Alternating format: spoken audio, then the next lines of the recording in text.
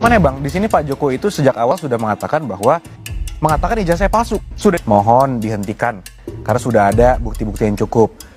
Jokowi itu nyolong, meminta dengan paksa kepada iparnya si Mulyono, Heru Mulyono yang menikahi Hidayati, adik tirinya Jokowi itu, ya dengan paksa minta ijazahnya itu.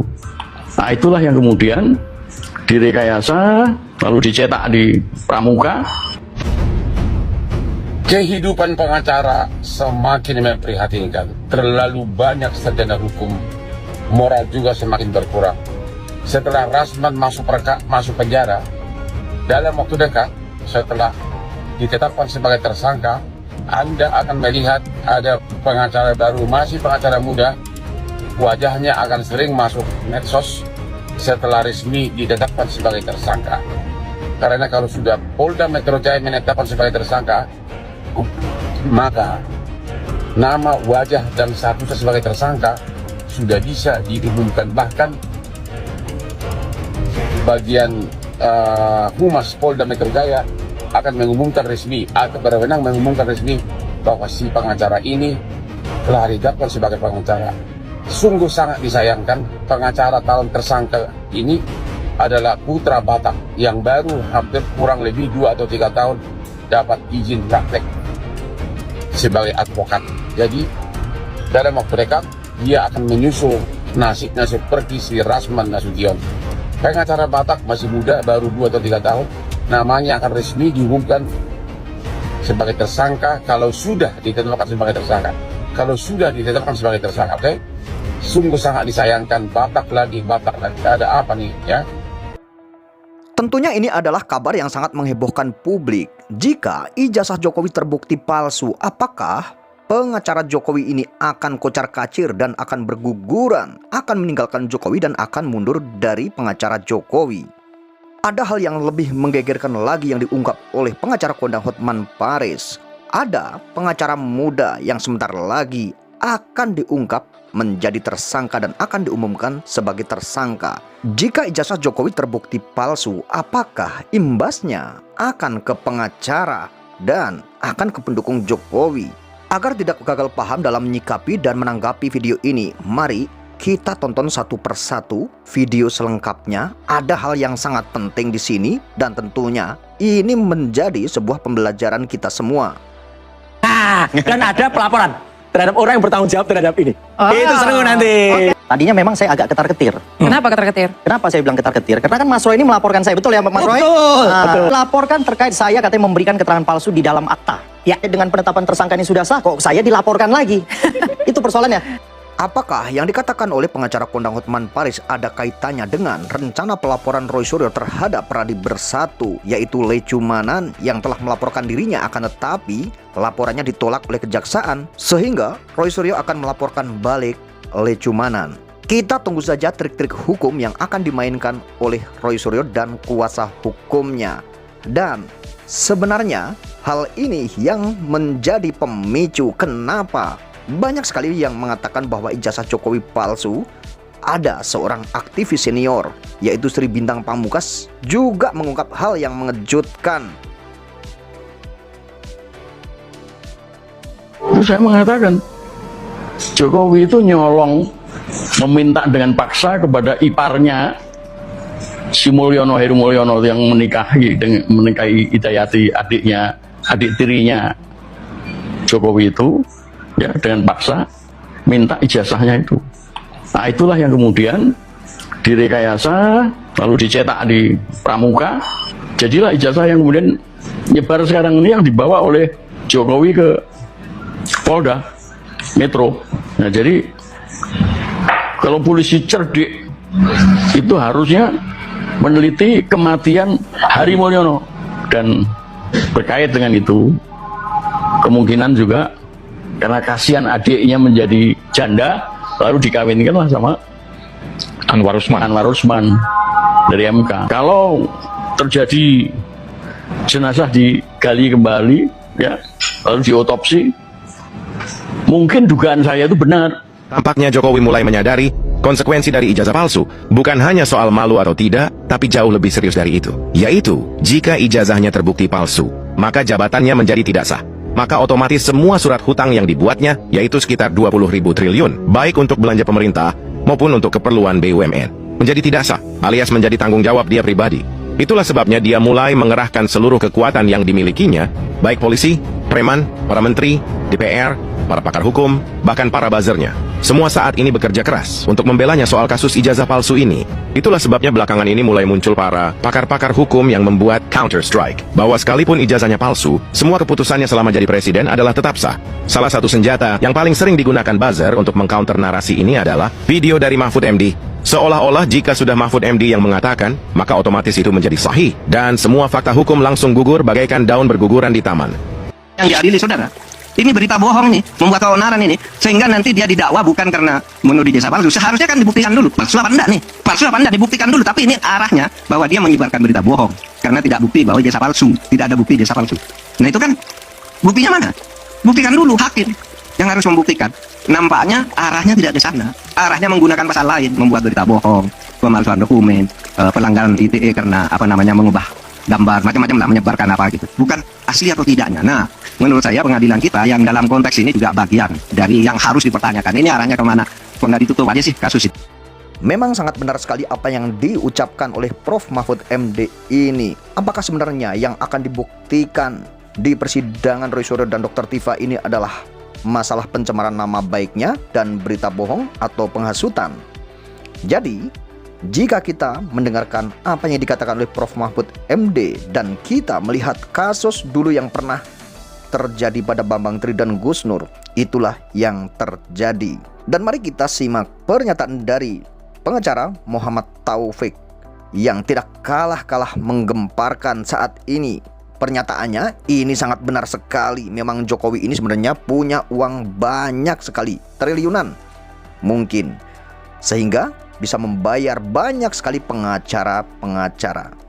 Seberapapun Pak Jokowi punya uang banyak, triliunan mungkin, dan saya meyakini itu punya uang triliunan, kemudian mampu membayar pengacara, membayar orang untuk berpendapat, baik lewat media sosial maupun lewat buzzer begitu ya. Itu tidak bisa orang-orang itu mendampingi Anda untuk bicara di depan pengadilan, nggak bisa ya. Makanya kemarin dalam persidangan Bu Tifa itu ditawarkan untuk restoratif justice. Itu kenapa?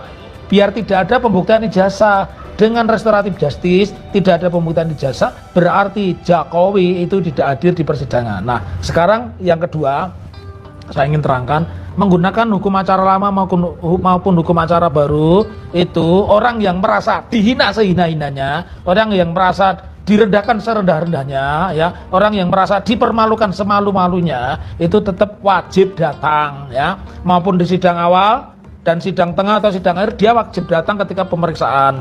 Ya, kalau tidak datang, apa konsekuensinya? Ya berarti dia tidak bisa ditanya di mana dihina sehina-hinanya, di mana direndahkan serendah-rendahnya, di mana dipermalukan semalu-malunya, itu nggak ada, ya, karena namanya tindak pidana penghinaan itu orang itu ditanya, Anda itu kemarin kan dibacakan dengan tulisan Dr. Tifa, Roy Suryo dan Rismon dan lain-lain ya, itu dia merasa sehina-hinanya, semalu-malunya. Nah, di mana rasa malunya, letak malunya. Jadi tidak bisa perkara dilanjutkan kalau yang bersangkutan tidak datang, mau datang di awal di akhir. Dan yang kedua, dia tidak bisa didampingi orang yang suka ngomong, apalagi yang kayak suku Apache itu rambutnya itu ya, yang bukan siapa-siapa, dia tidak akan bisa mendampingi karena sebagaimana Dr. Tifa dia hanya duduk di tengah begitu untuk diperiksa sebagai saksi.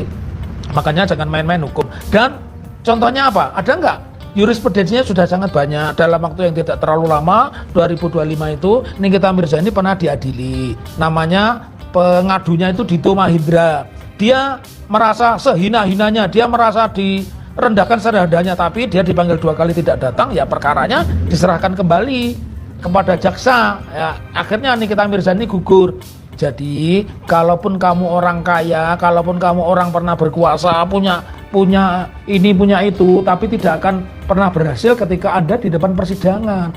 Dan perkara itu masuk karena perkasa 310 dengan menggunakan KUHP lama dan 311 dengan KUHP lama, itu masih masuk ya.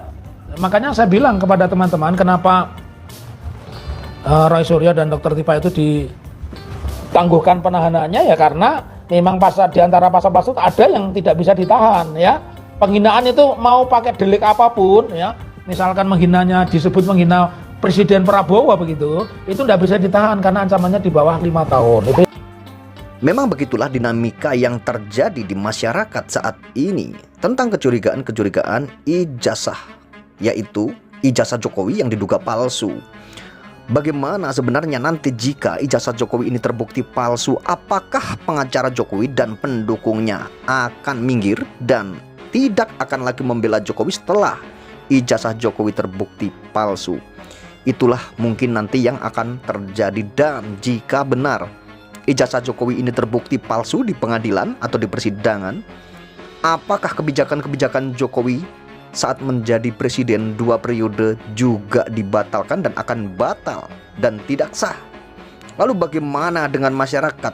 Apakah akan menuntut Jokowi karena Jokowi selama memimpin dugaannya menggunakan ijazah palsu? Jika itu benar terjadi dan terbukti, masyarakat tentunya juga akan menuntut, karena selama dipimpin oleh Jokowi ternyata Jokowi saat mendaftarkan diri atau mencalonkan diri sebagai presiden menggunakan dokumen-dokumen yang palsu. Itu dugaannya. Nah, di sini kita bisa melihat dari video-video yang sudah kita tonton, sebenarnya ini menjadi sebuah pembelajaran buat kita semua. Bagaimana sebenarnya dinamika-dinamika saat ini yang terjadi. Ada beberapa statement dari masyarakat, bahkan dari advokat atau aktivis-aktivis senior juga pun mengatakan atau menduga bahwa ijazah Jokowi itu memang benar palsu. Lalu bagaimana kita, negeri yang besar sebesar ini, akan tetapi dipimpin oleh seorang presiden yang menggunakan ijazah palsu?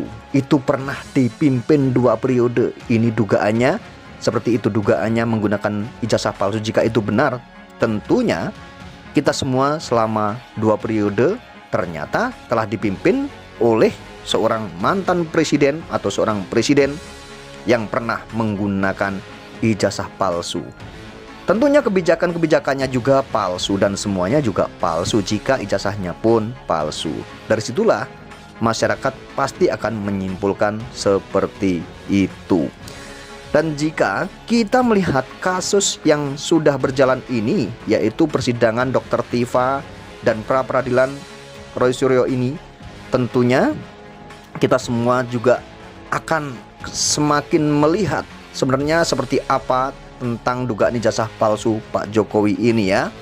Jadi semakin kesini kita semakin melihat terang benderang, dan apakah nanti akan terbukti ijazah Jokowi itu palsu? Nah, itu nanti yang kita tunggu-tunggu ya. Dan saat ini kita semua masih menunggu-nunggu tentang hal ini. Dan tentunya ini sangat menarik sekali ya, karena dugaan-dugaan ijazah palsu atau isu ijazah palsu ini tidak ada selesai-selesainya. Bahkan sekarang sudah naik ke proses persidangan, yaitu Dr. Tifa sudah mulai bersidang, yaitu bersidang 2 kali persidangan. Tentunya ini sangat menarik dan akhirnya nanti akan bisa membuktikan sebenarnya ijazah Pak Jokowi ini asli atau palsu setelah nanti ada putusan hakim. Dan mungkin beberapa masyarakat atau elemen masyarakat pun yang menuduh ijazah Pak Jokowi palsu, jika memang sudah ada kekuatan hakim atau putusan hakim yang tetap mengatakan bahwa ijazah Jokowi memang terbukti palsu, nanti biar tidak salah ya, jadi tidak jadi fitnah dan tidak menjadi tuduhan yang liar tentunya seperti itu.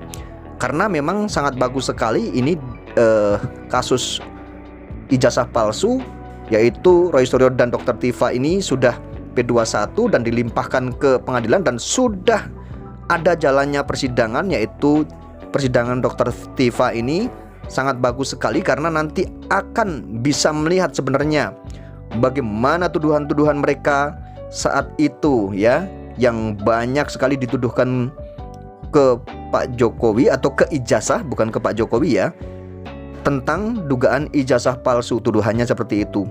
Apakah nanti akan terbukti atau tidak? Tentunya nanti bisa lihat putusan-putusan hakim nanti setelah kasus ini selesai, dan tentunya ini tidak makan waktu yang sedikit dan akan memakan waktu yang sangat lama ya tentunya ya, karena persidangan ini tidak mungkin cukup dalam 1 bulan 2 bulan lalu selesai dan akan vonis gitu ya, tidak mungkin ya, karena banyak sekali saksi-saksi yang harus dihadirkan, ahli-ahli yang harus dihadirkan di persidangan tersebut, dan nanti akan bisa kita lihat sebenarnya seperti apa di fakta-fakta persidangan tersebut. Dan mudah-mudahan hal ini juga bisa menjadi sebuah pembelajaran buat kita semua ya, untuk pencerahan-pencerahan hukum buat kita semua ya, agar kita semua bisa melihat seperti apa tentang penegakan hukum di negeri kita ini ya, tentunya seperti itu. Terima kasih yang sudah menonton video ini sampai selesai. Assalamualaikum warahmatullahi wabarakatuh.